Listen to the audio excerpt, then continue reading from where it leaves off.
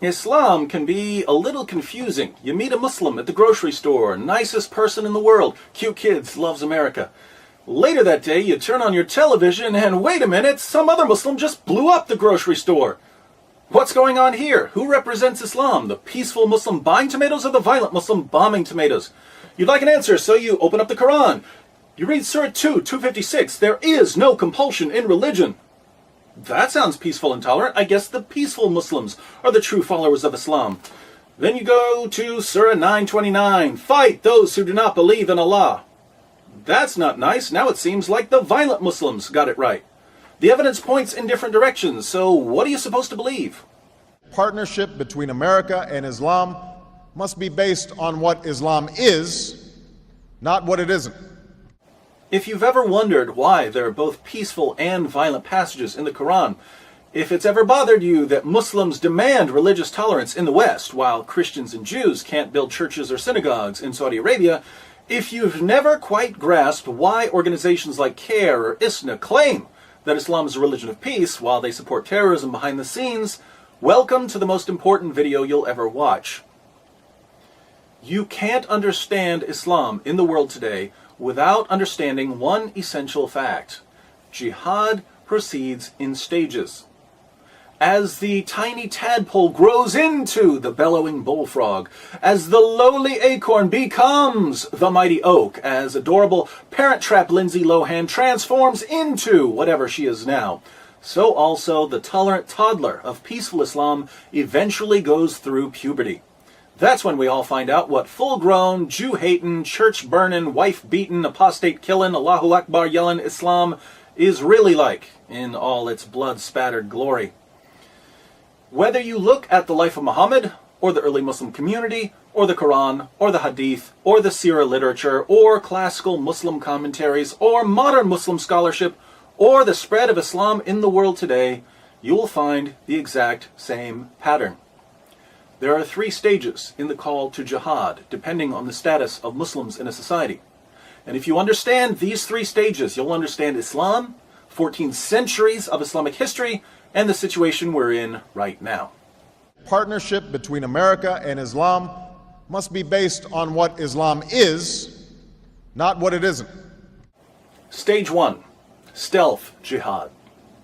When Muslims are completely outnumbered and can't possibly win a physical confrontation with unbelievers, they're commanded to promote peace with non-Muslims and to preach a message of tolerance. For instance, when Muhammad and his followers were a persecuted minority in Mecca, they criticized the beliefs of the polytheists, but they did so peacefully. The revelations Muhammad received during this time proclaimed a future judgment for unbelievers. Allah will one day punish those who reject Muhammad. But in the meantime, to each his own. Live and let live. Coexist. A characteristic chapter from this period is Surah 109. As the Holy Quran tells us, Say, O unbelievers, I do not serve that which you serve, nor do you serve him whom I serve, nor am I going to serve that which you serve, nor are you going to serve him whom I serve. You shall have your religion, and I shall have my religion. Muslims in the West point to passages like this as evidence that Islam is inherently peaceful. But we know from Muslim sources that while Muhammad was calling for religious tolerance in Mecca, he was already planning to conquer the world in the name of Allah. He even tried to lure pagans to Islam by promising them victory over the non-Arabs. Let's look at a passage.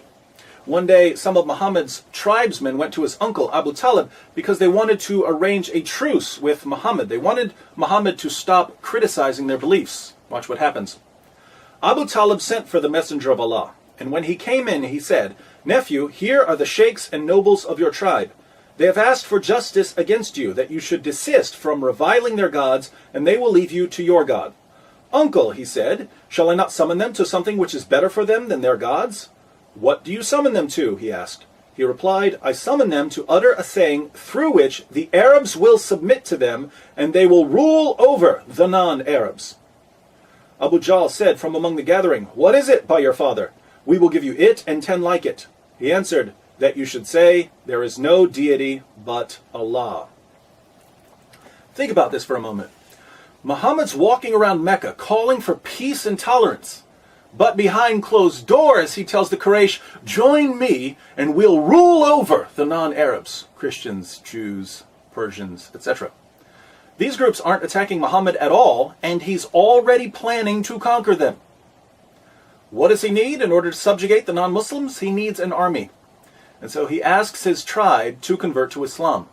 Now, how many times have we seen Muslim groups in the world today calling for tolerance in public, but saying something very different in private? Goes back to Muhammad. One of the key features of stage 1 is taqiyya, concealing Islam's true intentions in order to protect the Muslim community. This was eventually made explicit in Surah 3:28. As the Holy Quran tells us, let not the believers take disbelievers for their friends in preference to believers. Whoso doeth that hath no connection with Allah, unless it be that ye but guard yourselves against them, taking, as it were, security. Muslims aren't allowed to be friends with non-Muslims unless they're outnumbered and they feel like they're in danger from a stronger adversary. That's when Muslims are told to pretend to be friendly. One of Islam's greatest scholars, Ibn Kathir, comments, in this case, such believers are allowed to show friendship outwardly, but never inwardly. Abu Darda, one of Muhammad's companions, put it this way, we smile in the face of some people, although our hearts curse them. Assalamu alaikum. Another key feature of stage 1 is victim status. Muslims like to pretend that Muhammad and his followers were persecuted in Mecca simply because they were Muslims. Total nonsense. They were persecuted for antagonizing the Meccans by mocking their beliefs. We read in At-Tabari, the Messenger of Allah proclaimed Allah's message openly and declared Islam publicly to his fellow tribesmen. When he did so, they did not withdraw from him or reject him in any way until he spoke of their gods and denounced them. When he did this, they took exception to it and united in opposition and hostility to him, except for those of them whom Allah had protected from error by means of Islam. Notice that the pagans of Mecca had no problem with Muhammad preaching Islam. They became angry when he began attacking their beliefs, and they had to put up with quite a bit. Listen to this description of what the pagans went through in their own words. We have never seen the like of what we have endured from this man. He has derided our traditional values, abused our forefathers, reviled our religion, caused division among us, and insulted our gods. We have endured a great deal from him. Assalamu alaikum. Muhammad was condemning their beliefs and their values. He was causing division in the city. Not too extreme from a Western perspective. What's interesting is that when the people of Mecca responded in kind and mocked Islam, Muslims said, oh, they're persecuting us. What evil people attacking us because of our beliefs. Double standards. One of the goals of the stealth jihad stage is to give Islam a privileged status above other religions. But Muhammad's constant antagonism towards the Meccans did lead to actual persecution. And this persecution of the early Muslim community was the best thing that ever happened to Islam. When people heard that poor, defenseless Muslims were being mistreated, they rushed to Muhammad's aid. The Christians of Abyssinia, the Jews of Medina, and various pagan groups all agreed at one time or another to protect Muslims from the mean, bigoted Islamophobes in Mecca. Now keep in mind, Muhammad was already planning to conquer all of these people. But they didn't know that. All they knew was that Muslims were being persecuted and they wanted to help. Once Muhammad and his followers had formed enough alliances and were no longer at the mercy of the Meccans, the message of the Quran suddenly changed. Partnership between America and Islam must be based on what Islam is, not what it isn't. Stage 2. Defensive jihad. When there are enough Muslims and resources to defend the Islamic community from attacks, persecution, or criticism, Muslims are called to engage in defensive jihad, fighting unbelievers who pose a physical or intellectual threat to Islam. After the city of Yathrib, now called Medina, agreed to protect the Muslim community, Muhammad and his followers left Mecca, and they were given permission to fight. Surah 22, 39 to 40. As the Holy Quran tells us, Permission to fight is given to those upon whom war is made because they are oppressed, and most surely Allah is well able to assist them, those who have been expelled from their homes without a just cause, except that they say, "Our Lord is Allah." Did you catch that? According to the Quran, Muslims were kicked out of Mecca simply because they believed in Allah. We've already seen that the Meccans had no problem with Muslims believing in Allah, or even with Muslims preaching Islam. They had a problem with Muhammad mocking their religion and causing division in their city. But again, Muslims needed victim status for their protection, so I guess Allah decided to fudge history just a little. And throughout history, Islam has demonstrated through words and deeds the possibilities of religious tolerance and racial equality. Now that Muhammad had several non-Muslim groups ready to defend him, he turned to the primary tactic of stage 2, terrorism. The people of Mecca depended on the caravan trade for their survival. Anyone who had money would invest it, hoping to get back something extra to feed their families. If a caravan was robbed or didn't return, children might starve. So instead of living a peaceful life in Medina, Muhammad started attacking the Meccan caravans.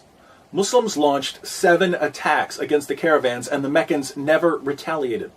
During the 7th attack, Muslims killed a man, and they took the goods and some captives as well. The problem was that it was still the holy month when everyone agreed not to fight. Muhammad was a bit worried about this at first, but then he received Surah 2:17. As the Holy Quran tells us, "They question thee, O Muhammad, with regard to warfare in the sacred month. Say, warfare therein is a great transgression, but to turn men from the way of Allah, and to disbelieve in Him and in the inviolable place of worship, and to expel His people thence, is a greater transgression with Allah, for persecution is worse than killing." Persecution is worse than killing. Yes, we killed a man during the holy month when there was a universal agreement not to fight, but you persecuted us, and that's worse. So don't you dare judge us. The Meccans had been trying to avoid war, but it was clear that the Muslims weren't going to stop attacking the caravans, and that Meccan trade and the livelihood of the city would never be safe. So the pagan tribes sent an army to protect the next caravan. Muslims attacked and defeated the Meccans at what became known as the Battle of Badr. Notice that the first real battle between Muslims and non-Muslims was a result of non-Muslims trying to protect themselves from Muslims terrorizing their trade routes. Islam has a proud tradition of tolerance. It didn't take long for Muhammad's protectors to realize that they had been duped. Muslims weren't quite the innocent victims they had claimed to be. Muhammad and his followers were far more greedy and violent than the pagans they were now attacking.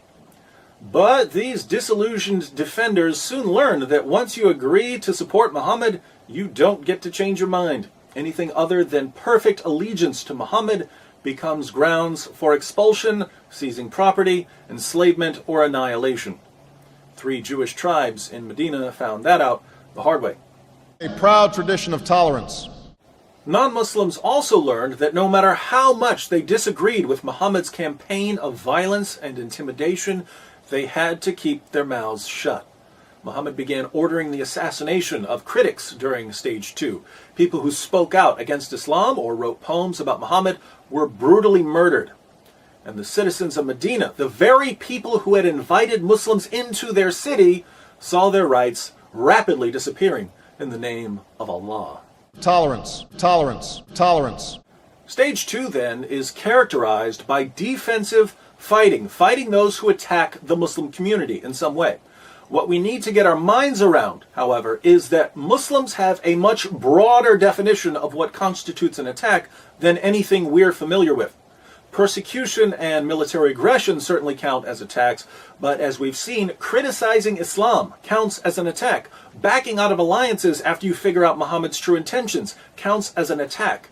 And in the defensive jihad stage, Muslims are ordered to respond to these attacks with physical violence and terrorism.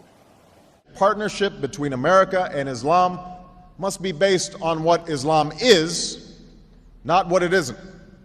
Stage 3, offensive jihad. When Muslims establish a majority and achieve political power in an area, they are commanded to begin offensive jihad. Once Mecca and Arabia were under Muhammad's control, the message of the Quran changed yet again. Suddenly, Muslims weren't just told to fight against aggressors. They were commanded to fight non-Muslims simply for being non-Muslims. As the Holy Quran tells us, O Prophet, strive hard against the unbelievers and the hypocrites, and be unyielding to them. Surely Allah has bought of the believers their persons and their property for this, that they shall have the garden. They fight in Allah's way, so they slay and are slain. O you who believe, fight those of the unbelievers who are near to you, and let them find in you hardness. tolerance, tolerance, tolerance. If Muslims have the military strength to expand their political power and to violently subjugate non-Muslim populations, forcing these non-Muslims to pay tribute, the Quran commands them to do so. Surah 9:29. As the Holy Quran tells us, Fight those who believe not in Allah nor the last day, nor hold that forbidden which hath been forbidden by Allah and His Messenger, nor acknowledge the religion of truth from among the people of the book, until they pay the jizya with willing submission and feel themselves subdued. This verse doesn't order Muslims to fight oppressors or even critics. It orders Muslims to fight those who don't believe in Allah. tolerance, Tolerance. Tolerance. Tolerance. Tolerance. Tolerance. We find similar teachings in Islam's most trusted collections of ahadith. Sahih al-Bukhari 69:24. Muhammad said, I've been ordered to fight the people till they say, La ilaha illallah. None has the right to be worshipped but Allah, and whoever said, La ilaha illallah, Allah will save his property and his life from me. tolerance, religious tolerance, tolerance, religious tolerance. Sahih Muslim, number 30. Muhammad said, I've been commanded to fight against people so long as they do not declare that there is no God but Allah. Muhammad didn't say, I've been commanded to fight people until they stop persecuting us. That would be stage 2. It's stage 3. And the same guy who complained just a few years earlier that people were persecuting him because of his beliefs now says he's been commanded to fight people based on what they believe. Total hypocrisy. Religious tolerance, religious tolerance, religious tolerance. In the offensive jihad stage, Muslims can also expel Christians and Jews from lands they've been living in for centuries in order to keep certain areas that are important to the Muslim community pure. Areas such as Arabia. In Sahih Muslim 43:66, Muhammad says, I will expel the Jews and Christians from the Arabian Peninsula and will not leave any but Muslims. He won't leave anyone but Muslims. Is this a man who promoted religious diversity and tolerance? Only when he was in the minority. As soon as Muslims had control of the government, diversity and tolerance went out the window, along with the Jews and Christians. We will convey our deep appreciation for the Islamic faith, which has done so much over the centuries to shape the world. So this is the pattern that's been laid down for Muslims by their prophet. Stage 1, stealth jihad. When Muslims are too weak to fight, they promote peace and tolerance outwardly but never inwardly. They practice taqiyya, they prepare for jihad behind the scenes, they claim victim status, and they seek special privileges for Islam. Stage 2, defensive jihad. When Muslims are strong enough to fight but not strong enough to subjugate the unbelievers, they terrorize their enemies, murder critics, and look for excuses to attack other groups. Stage 3, offensive jihad. When Muslims are in the majority, they violently subjugate all non-Muslims, they strive to expand their political dominion, and they rid important Muslim lands of all non-Muslims. This is the pattern we find in the Quran, in the Hadith, and in the Muslim commentaries. Assalamu alaikum. Now, look around the world and tell me what you see. Saudi Arabia, what stage are they in? Stage 3, obviously. Massive Muslim majority. Lo and behold, if you're not a Muslim, you can't preach, you can't build a place of worship, you can't even set foot in the city of Mecca. Exactly what we would expect based on the Muslim sources. Certain places in Africa, and I'd say some areas of Europe, are in stage 2. Muslims have enough fighters and resources and alliances to fight defensively. And what do? We see terrorism. We see churches being burned to the ground or blown up in Nigeria and Ethiopia. We see no-go zones forming and critics of Islam being killed, even in Europe. Again, exactly what we would expect based on the Muslim sources. Here in America, where Muslims form a small minority of the population, what stage are we in? Stage 1. What's Islam all about, according to American Muslims? It's all about peace and tolerance.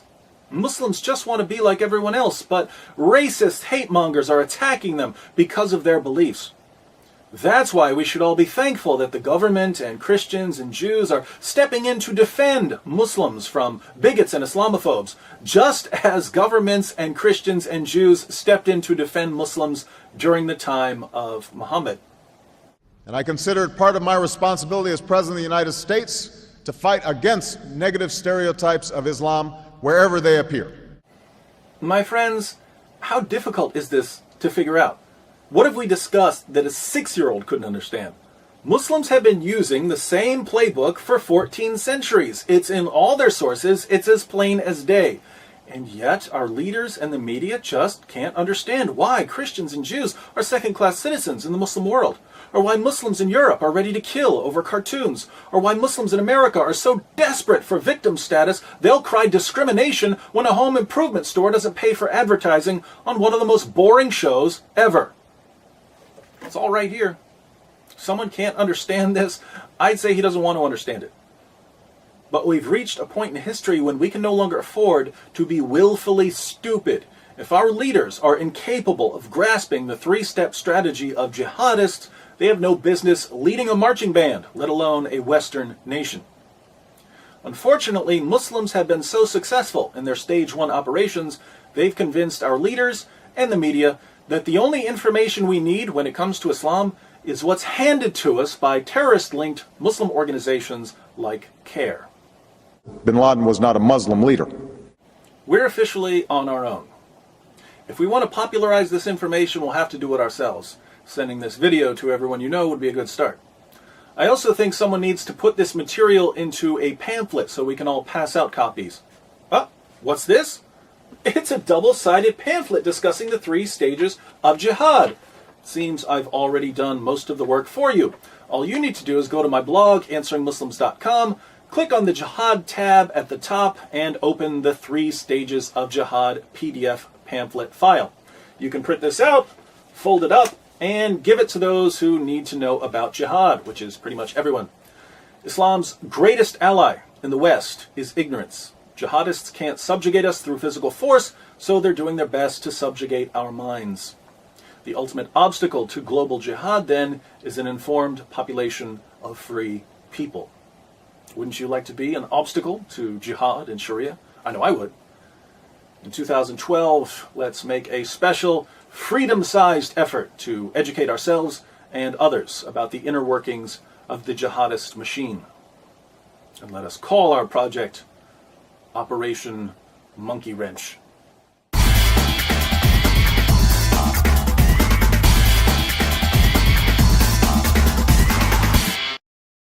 I think it's important to add a quick appendix on westernized Muslims. I've said in this video that Muslims in stage 1 are commanded to deceive non-Muslims in order to keep us ignorant of Islam's violent goals. But if you present this information to your Muslim friends, they're going to deny it. Now, does this mean they're practicing taqiyya? No. When your Muslim friends tell you that Islam is a religion of peace, are they trying to trick you?